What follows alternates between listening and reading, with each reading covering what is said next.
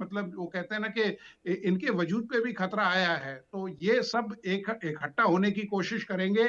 और ये जो मतलब ये डोनाल्ड ट्रंप ने, वो कहते हैं ना कि साहब जैसे मुनरो डॉक्ट्रिन थी कि साहब वेस्टर्न हेमिस्फेयर मेरा है, अब तो इन्होंने ये कर दिया है कि साहब जहां भी नजर ट्रंप साहब की जाती है, वो कहने लगते हैं कि साहब ये मतलब ये हमारा हिस्सा है, या हम इसको जबरन ले लेंगे।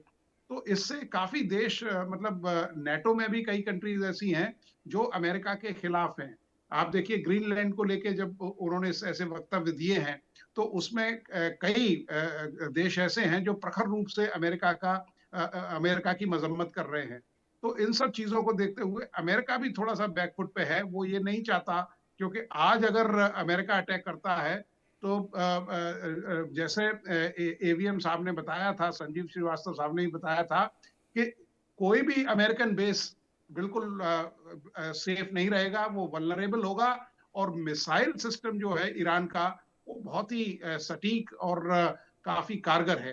तो इन सब चीजों को ध्यान में रखते हुए अमेरिका भी थोड़ा सा मतलब एक बैकफुट पे है। लेकिन हाँ, अमेरिका इस सिचुएशन को जरूर एनकैश करना चाहेगा, और वो प्रेस ऑन करेगा कि साहब ये जो रिवोल्यूशन है ये और भड़के, ये जो आंदोलन हो रहा है ये और भड़के, और वहां वो रजा शाह जो पहलवी के बेटे हैं उनको वो काबिज कराए, और एक जी कठपुतली सरकार वहां बिठा के उनका भी तेल जो है उसको वो मतलब कंट्रोल करने लगे। जी जी, संजीव श्रीवास्तव मेरे साथ मौजूद हैं। मैं एक बार उनके पास आऊँगा, लेकिन उसके पहले अनिल तिवारी जी हैं, उनके पास भी चलूँगा। अनिल जी, मैं एक बात आपसे पूछना चाहता हूँ कि क्या वाकई, क्योंकि हमने वेनेजुएला में देखा ड्रग्स और हथियारों की तस्करी की बात की गई, लेकिन असली खेल तेल का था।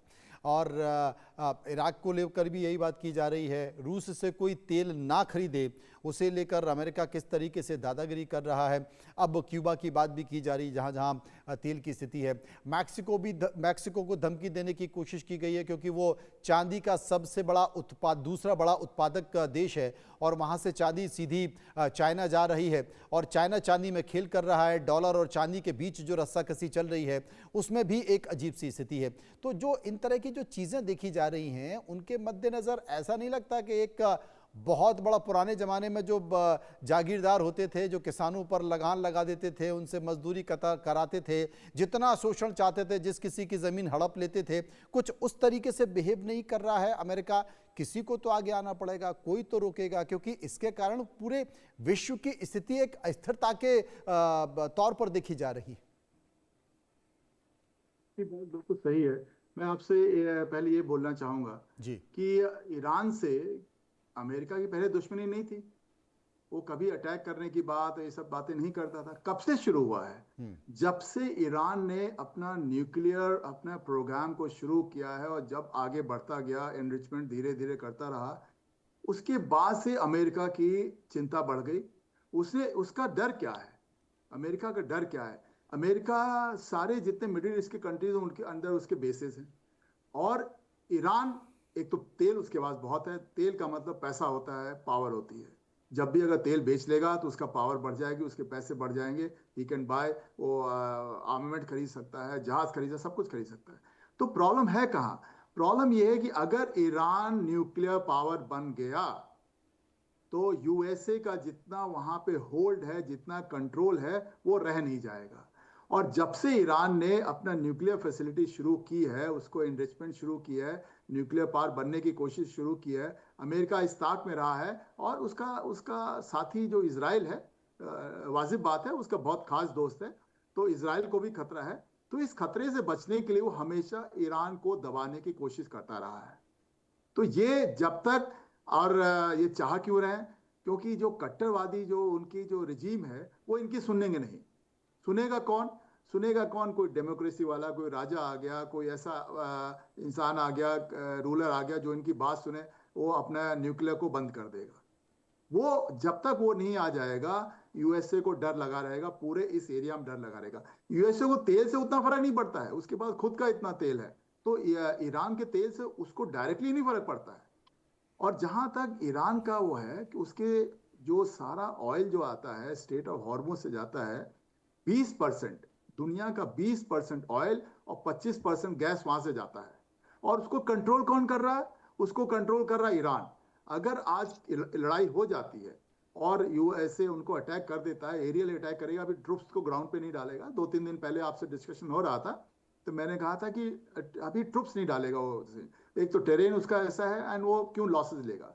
अगर स्टेट ऑफ हॉर्मुज को अगर ईरान नुकसान पहुंचा सकता है, कुछ शिप्स को उड़ा दे, फास्ट अटैक बोट्स हैं उसके पास, माइंस लगा दे और वो बंद हो जाए, 33-34 किलोमीटर का रास्ता है, तो आप ये बताइए कि पूरा पूरा वर्ल्ड का इकोनॉमी में बिल्कुल एक हाहाकार मच जाएगा।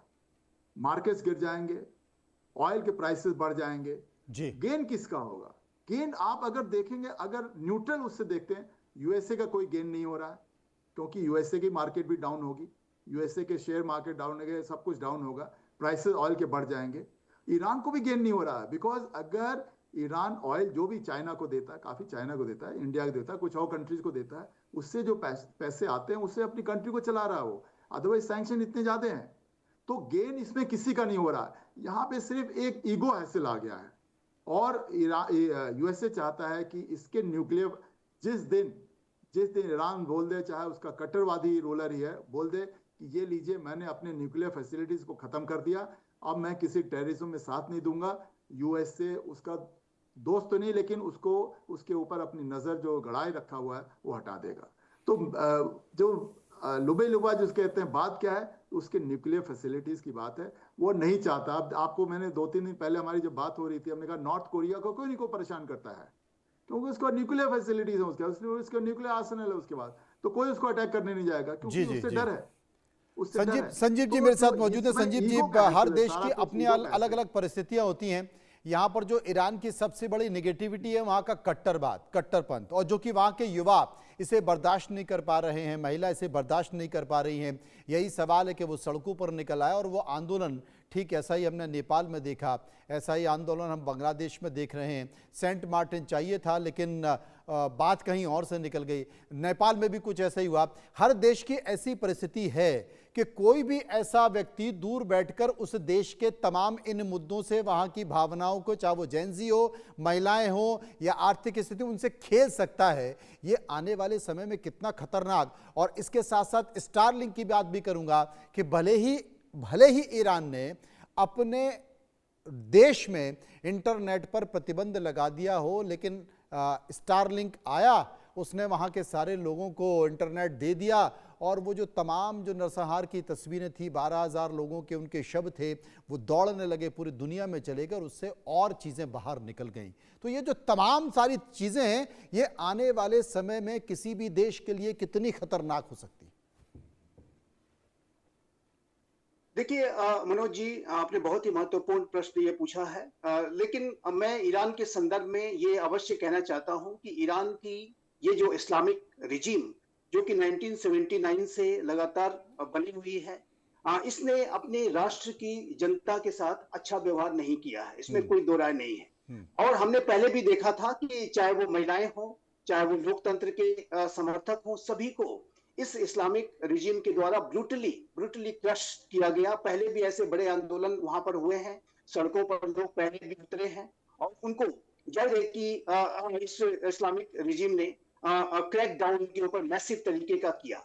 2022 में महसा अमीनी नामक एक युवा ईरानी महिला को जिस तरीके से वहां की एक तथाकथित मोरालिटी पुलिस, जो कि अपने इमोरल कार्यों के लिए ही जानी जाती है, उसने डिटेन किया, उनकी एक कस्टडी में ही हत्या कर दी। उसके बाद भी एक बड़ा आंदोलन वहां पर हुआ था, और उसको भी ईरान के इस्लामिक रिजीम के द्वारा ब्रूटली क्रश किया गया था।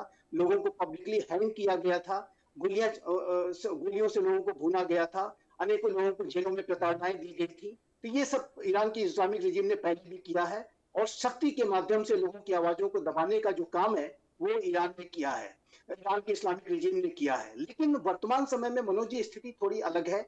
वहां पर आर्थिक संकट अब इतना बढ़ गया है, और जाहिर है कि उसमें इकोनॉमिक सैंक्शंस उसका एक बड़ा फैक्टर है। लेकिन जो ईरान की अपनी सरकार का जो मिसमैनेजमेंट, अपने लोगों के साथ जो दुर्व्यवहार, और वहां पर महिलाओं को विशेष रूप से जिस तरीके से प्रताड़ित किया जाता है, ऐसे में जाहिर है कि लोगों का गुस्सा तो निसंदेह है। आर्थिक फैक्टर्स भी अब ज्यादा प्रभावी हो गए हैं, और लोगों के घरों में जो ठीक तरीके से दैनंदिन चीजों, वस्तुएं ठीक तरीके से अवेलेबल नहीं हो रही हैं। तो ऐसे में ये जो अनेक जो फैक्टर्स हैं, आर्थिक हो, सामाजिक हो और वहाँ की जो ब्रुटैलिटी वहाँ की रिजीम करती है वहाँ के लोगों के ऊपर, वो सभी फैक्टर्स आप कंपाउंडेड होकर के एक बड़ा संकट इस इस्लामिक रिजीम के लिए उन्होंने पैदा कर दिया है। जी। और जहाँ तक विदेशी शक्तियों की बात है, तो मैं ये स्पष्ट रूप से देखता हूँ कि वहाँ पर अमेरिका की जो CIA और इज़राइल की जो मोसाद पूरी तरह से एक्टिव है और वो अपना पूरा सपोर्ट दे रही है। स्टारलिंक की आपने चर्चा की, निसंदेह इस तरीके का जो इंटरवेंशन जो साइबर डोमेन के माध्यम से वहाँ पर अमेरिका ने पहले ही कर दिया है और उस तरीके का जो सपोर्ट उनको प्रोवाइड करा दिया गया है। लेकिन एक बात जी, आपने जी। जो जी। महत्वपूर्ण बात कही थी, मैं अवश्य कहना चाहता हूँ कि देखिए विश्व में एक रूल्स बेस्ड ऑर्डर को हमेशा सम्मान दिया जाना चाहिए।